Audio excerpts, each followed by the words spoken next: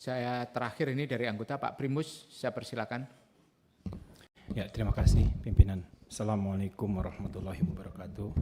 Bapak Ibu yang saya hormati, Pak Purbaya, Menteri Keuangan, kayaknya saya lihat Anda kurang sehat nih Pak. Anda nggak boleh sakit Pak, itu Menteri. Karena nanti ada sentimen negatif. Betul.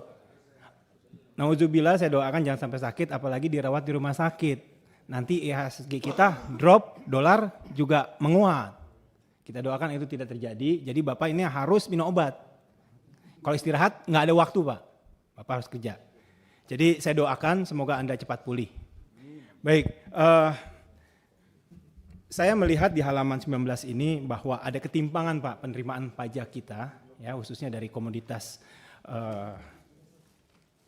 sawit dan tembaga ini yang terpengaruh dengan harga yang melonjak tinggi di global tentu saja, dan kita juga melihat beberapa tahun sebelumnya juga penerimaan dari sawit juga sempat turun CPO ini, jadi tergantung nilai ya kan komoditas ini di global, dan ironisnya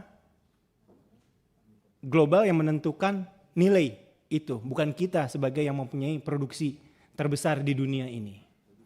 Nah, ketergantungan kita, sekali lagi tahun 2025 dan yang sekarang ini yang tadi Bapak sampaikan di awal tahun ini penerimaannya melebihi dari tahun lalu, itu kan karena komoditas ini.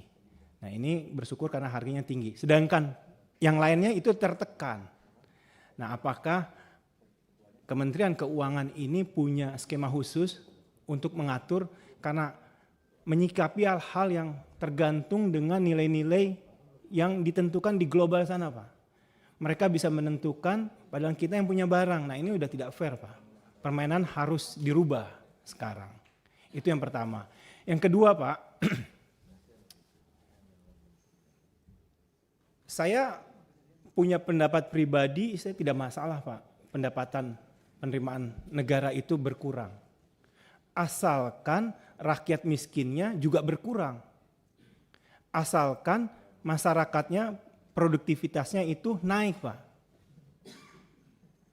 Nah, saya khawatir tarif terlalu tinggi bisa menekan penerimaan. Mungkin Pak Purbaya bisa ada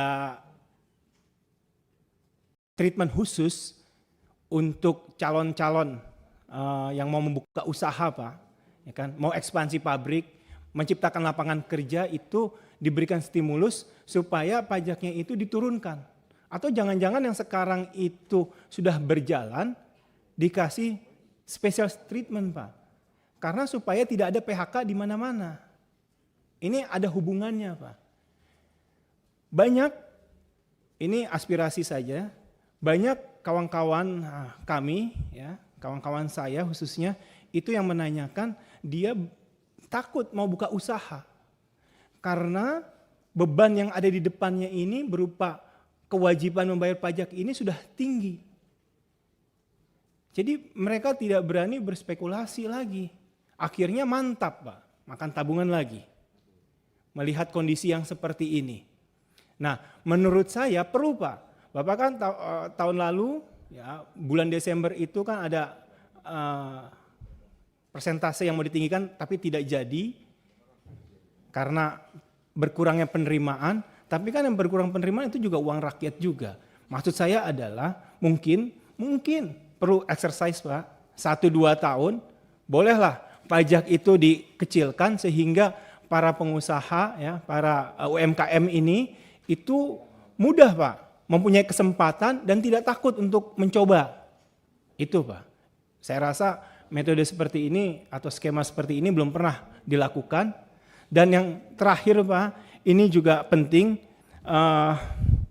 orang urus PKP itu Pak, perusahaan kena pajak itu Pak, lama sekali di sini. Mungkin salah satu yang terlama di dunia Pak. Jadi harusnya kan kalau perusahaan kena pajak, orang ngurus, investor datang, mau ngurus itu butuh waktu. Minta A, B, C, D seperti itu.